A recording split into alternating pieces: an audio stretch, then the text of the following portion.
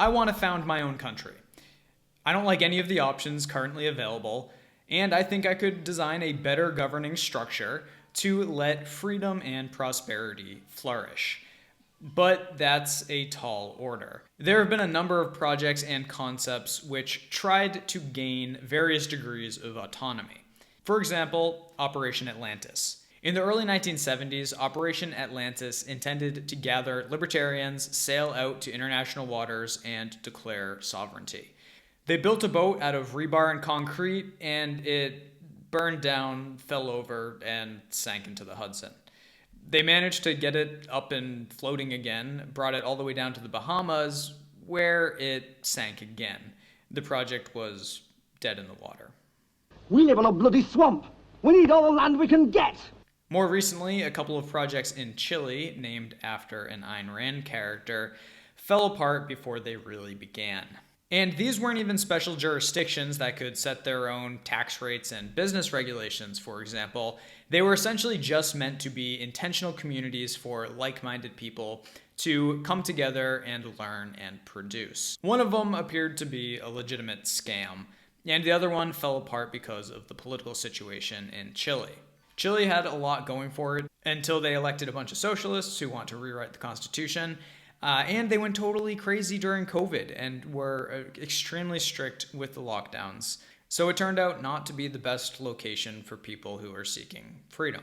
Then there's Liberland, which 7 years ago planted its flag on an unoccupied river island between Croatia and Serbia, which neither country officially claimed since the 1991 dissolution of Yugoslavia.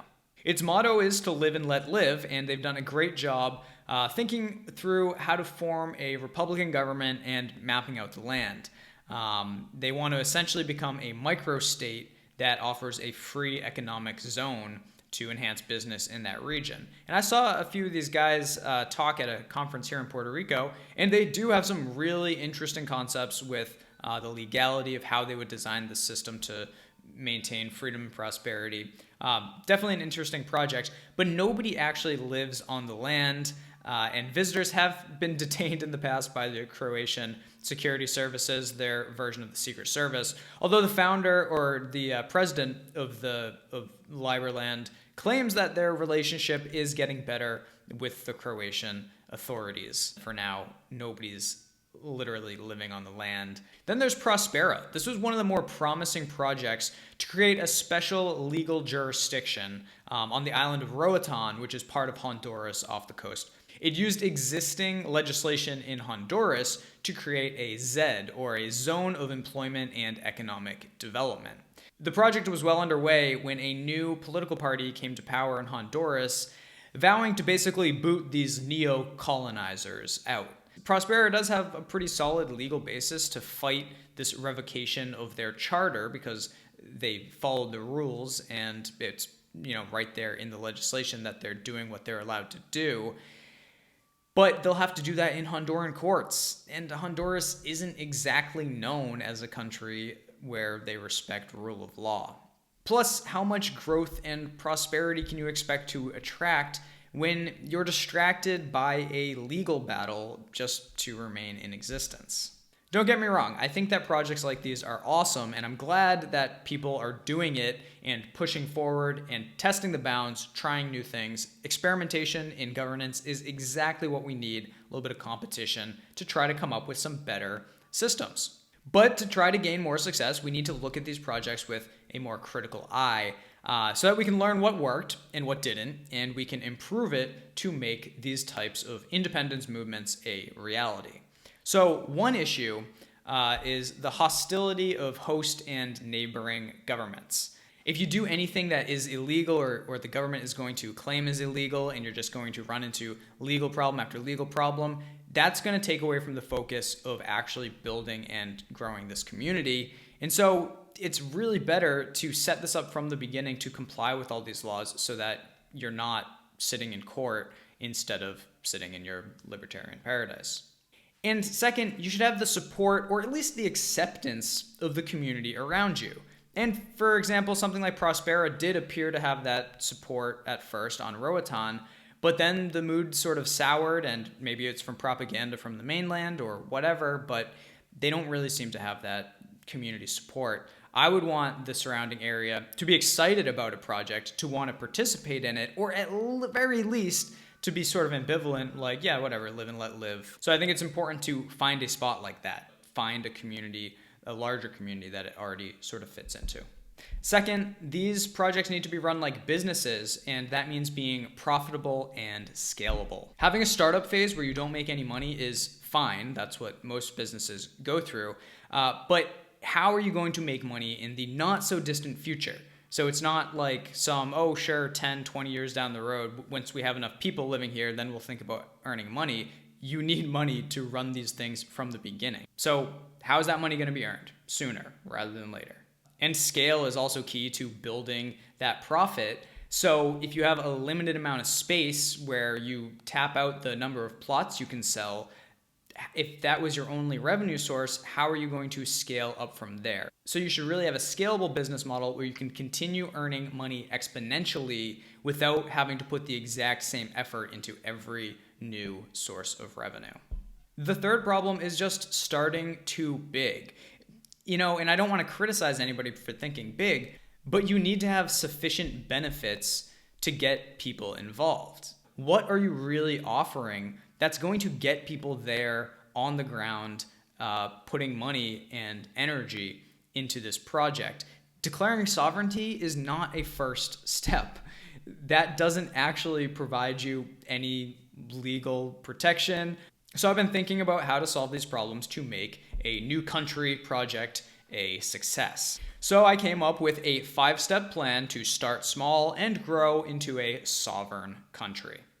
Number 1, grow an online community focused on parallel economy businesses. Now, parallel economy businesses are businesses that want to replace the current institutions that we rely on, or quaking supply chains that are not sufficient to get us what we need, replacing local government, these sorts of things in order to build a better foundation for society so that we're not either forced to use giant banks like the Federal Reserve, or we're not dependent on these institutions like pharmaceutical companies, higher education, whatever that may be.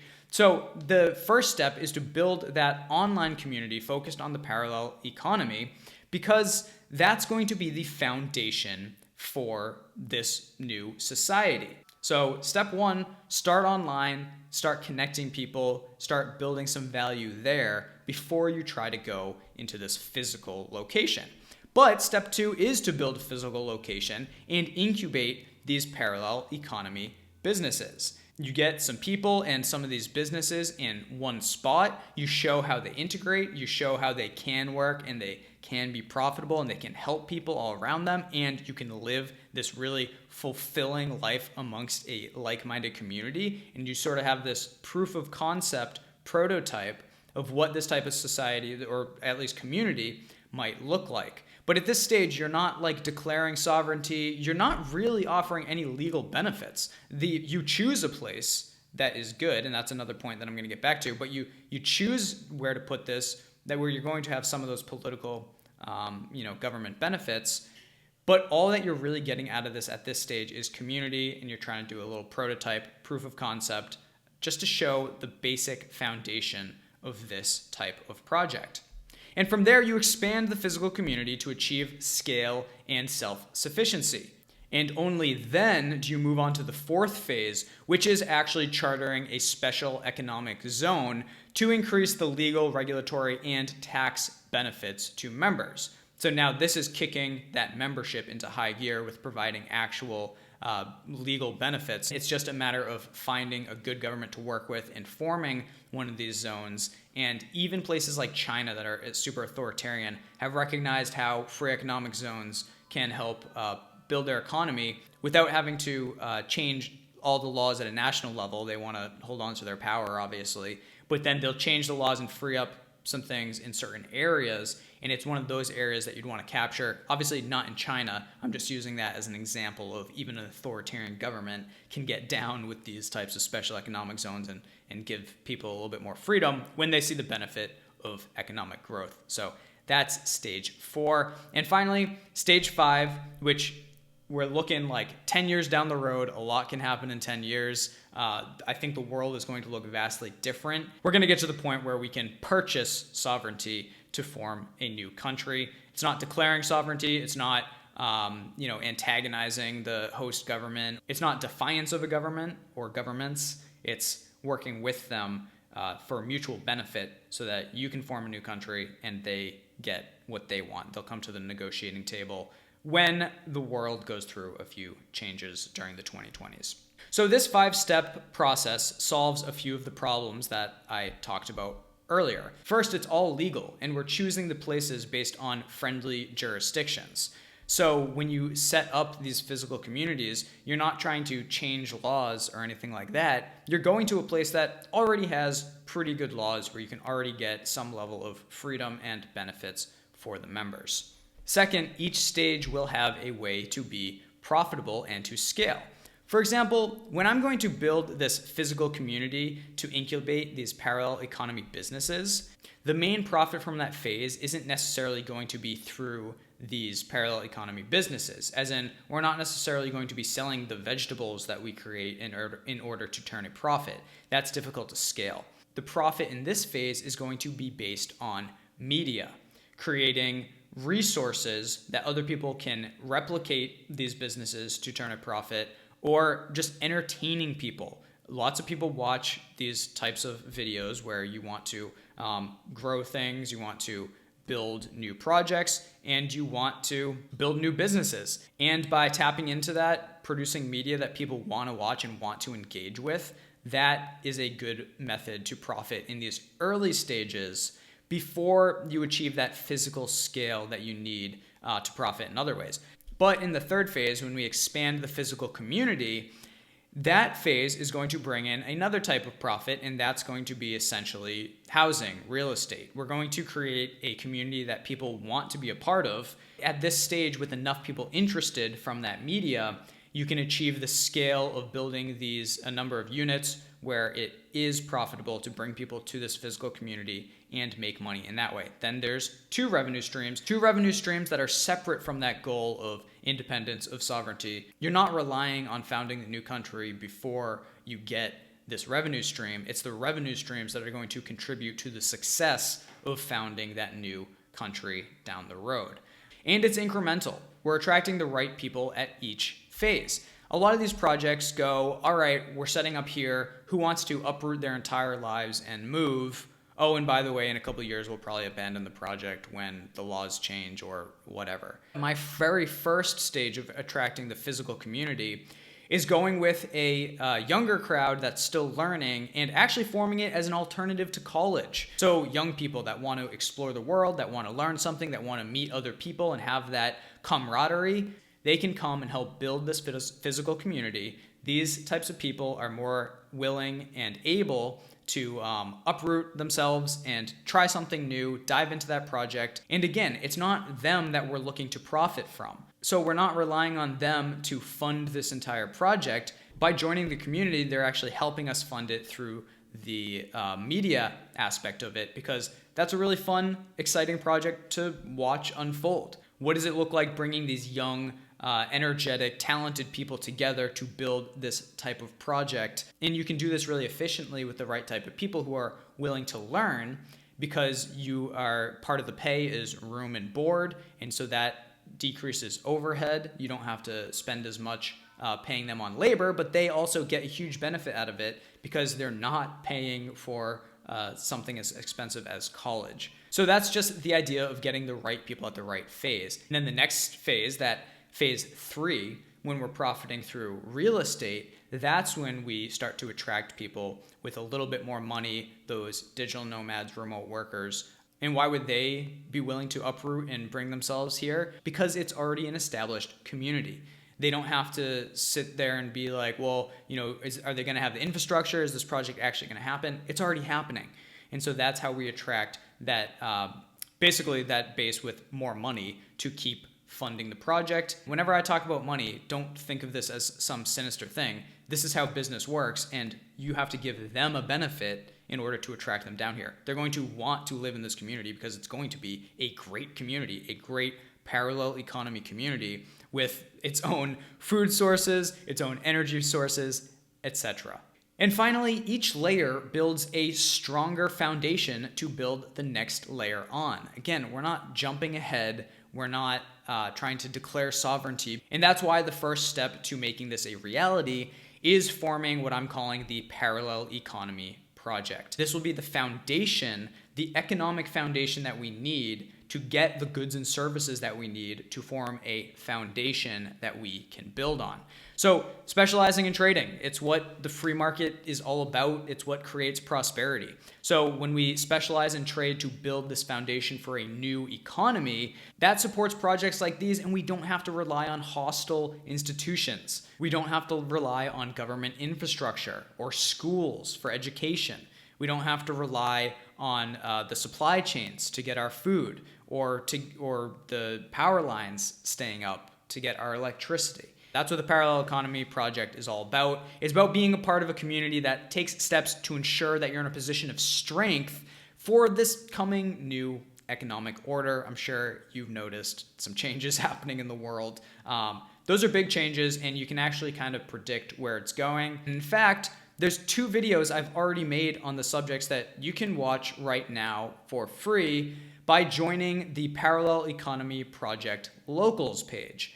And this is cool because Locals is itself sort of a parallel economy business. It's taking market share away from Patreon, which has no problem canceling people. And it's also taking some market share away from other social media companies. But Locals is a free speech platform where they're not going to cancel you for ideological differences. So normally I'll be charging $5 a month to join this Locals page, but right now it's brand new. So I'm giving out a free trial so you can go and watch those first 2 videos that give you the historical context for why leading into the information age is going to be a perfect time to purchase sovereignty in the coming years when these geopolitical forces sort of reorder the world.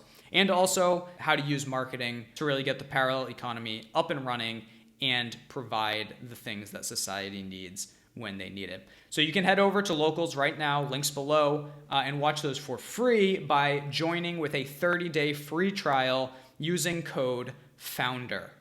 And that is only good until the middle of September. So you got to get over there, use the code now, and get that free trial. In September, I'm coming out with another video that goes into much more detail about this new society that I'm trying to form. And the time frame for breaking ground on that physical community is 2 years, September 1st, 2024.